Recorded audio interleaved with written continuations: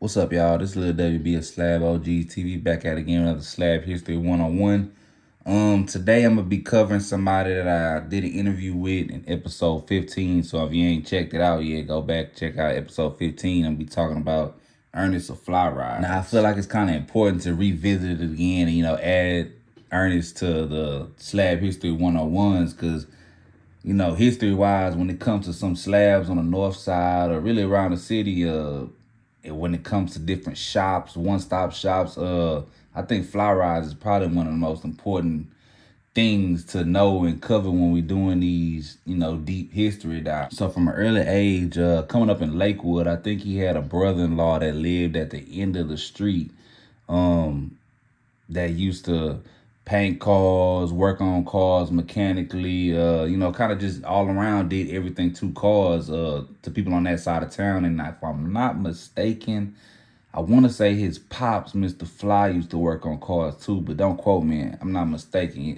Y'all get in the comment box, let me know. But I know a lot of people on that side of town used to come to Ernest's house when he was young, the older, like, OGs from the 80s and things like that used to come to his house to get work done from, I think, either his pops and his brother-in-law at the time. So, at an early age, watching people at your house painting cars, working on cars. So he was around it a lot to where he even got to a point to where, he might watch somebody get their car painted and, I think he said he would, at that time, go work on his bike or something like that. So from an early age, he kind of already had that mentality that cars was going to be something that he worked on as he got older. I know for sure in high school, going his prom, I don't know if that was his first car. I think the first car he said that he had was a Trans Am.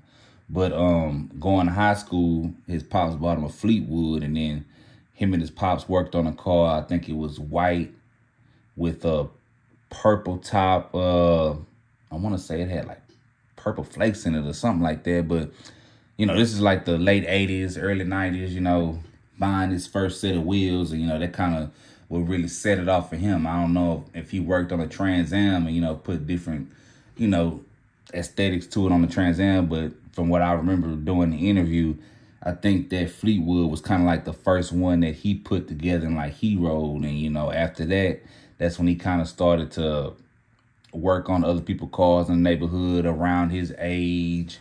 I'm not sure the specific people cars that he worked on, but I do know that during this time, like, when they in high school, right out of high school, he was working on cars, people in the neighborhood. And then fast forward a little bit, he started working at a paint shop in C. King.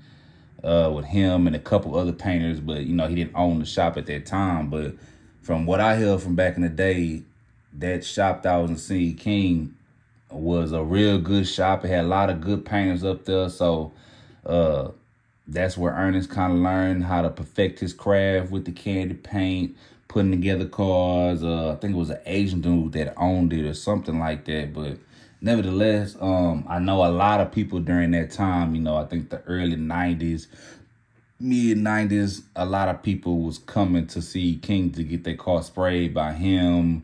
Another guy up there named Tony. It was a couple other painters that, as a collective, they was putting out a lot of cars and a lot of slabs during this time, perfecting the candy paint and everything like that. And, eventually he branched off on his own and created Fly. Now, by this time, by the time he starts FlyRydes, his name was already building up in the streets, from all the stuff he was doing to C. King. Then at the same time, he was putting together cars too. I'm not sure what else. I think he had a 1970 DeVille during this time, Candy Burple. Well, don't quote me from wrong. Don't quote me, but I know on that side of town, it was one of the first Burple cars. I think it had triple gold elbows on it.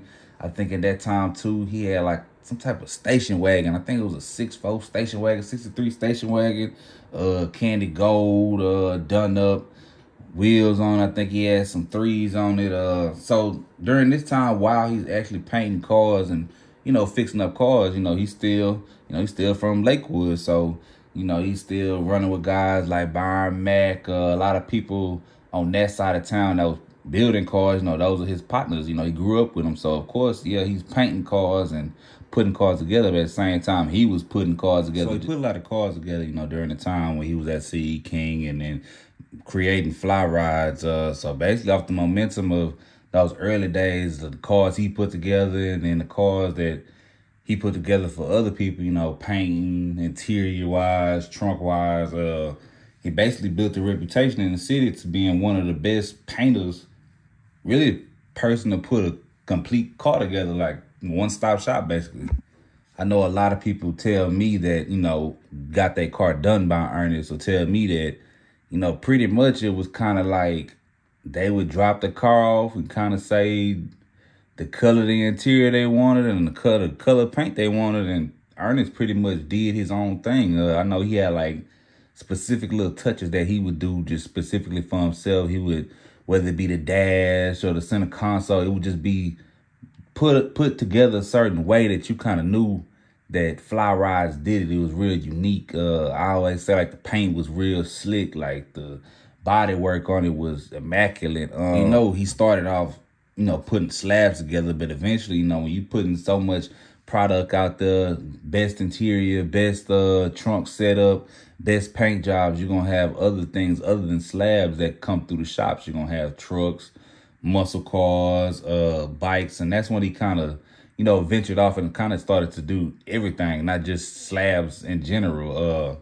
Then, you know, that's when he hooked up with Chamillionaire. Chamillionaire and Ernest was, you know, in partnership together. Man, I always say that FlyRydes really could have been the next Pimp My Ride, pretty much. Just from the work he was putting out, you know what I'm saying? The shop size was huge. You know, you had Chamillionaire behind you. So, you know what I'm saying?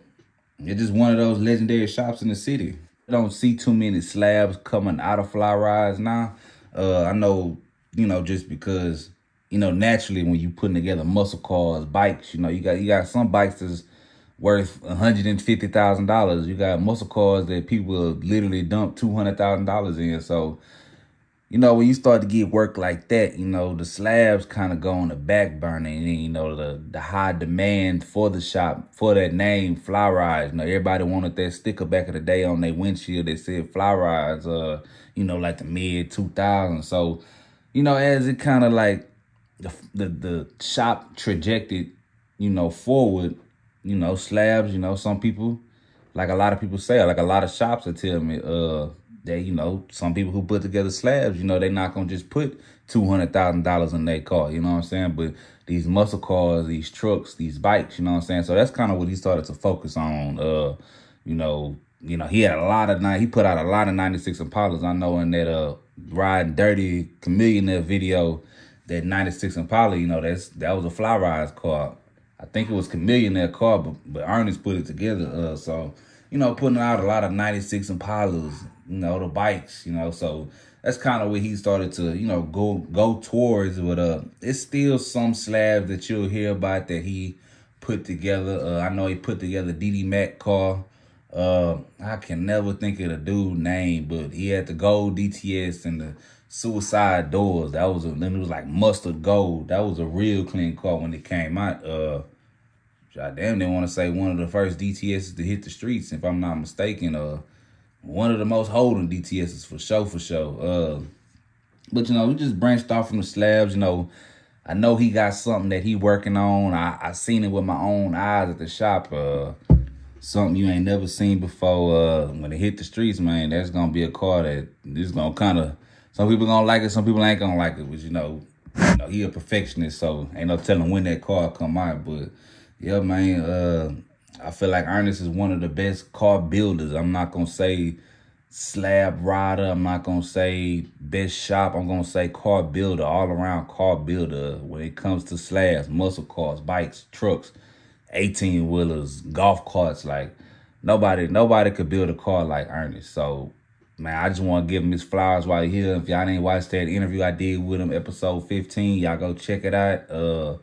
Y'all follow him on Instagram, see some of the cars he didn't put together. You know, he's literally one of the best car builders. I can't really say, I can't really call him a slab king because man, he a car builder, you know, he built the cars. So, but he is a king in his own right. Nobody can build a car like Ernest, but, you know, I wouldn't put him up against some people who might not have a shop, you know what I'm saying? Because that's almost like cheating, you know what I'm saying? But, man, that man then put out some work that you ain't never seen before, man.